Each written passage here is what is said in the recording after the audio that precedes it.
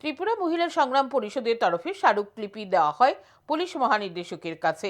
প্রতিনিধি দলের নেতৃত্বে ছিলেন সংগঠনের সাধারণ সম্পাদিকা রিজিয়া খাতুন। সংগঠনের নেতৃত্বের অভিযোগ, রাজ্যে আইনের শাসন নেই। বাংলাদেশের ঘটনাকে ইস্যু করে ত্রিপুরার বিভিন্ন প্রান্তে সংখ্যালঘুদের উপর আক্রমণ করা হচ্ছে। অভিযোগ, ত্রিপুরায় গণতন্ত্র বিপন্ন, মানুষ নিরাপত্তাহীনতায় ভুগছে। তাদের আরও অভিযোগ, একদল দুষ্কৃতিকারী রাজ্যে ধর্মীয় সুরসুরি এনে সাম্প্রদায়িকতার ইস্যুকে কাজে লাগিয়ে শ্রমিক, কৃষক, সাধারণ মানুষের সম্পত্তি বিনষ্ট করছে। সম্প্রতি ফটিকরাই এলাকার ঘটনাও তুলে ধরেন নেতৃত্ব। আরও অভিযোগ, পুলিশের সামনেই ঘটনা ঘটছে।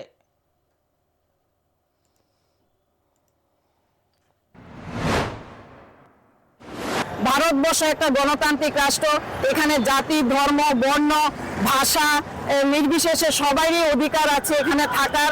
আমরা চাই সবাই মিলে আমাদের এখানে ত্রিপুরাতে যাতে আমরা হিন্দু, মুসলমান, বৌদ্ধ, খ্রিস্টান, জাতি, জনজাতি মিলে যাতে আমাদের সম্প্রীতি থাকে, ওই বার্তা আমরা আরক্ষা প্রশাসনকে দেব।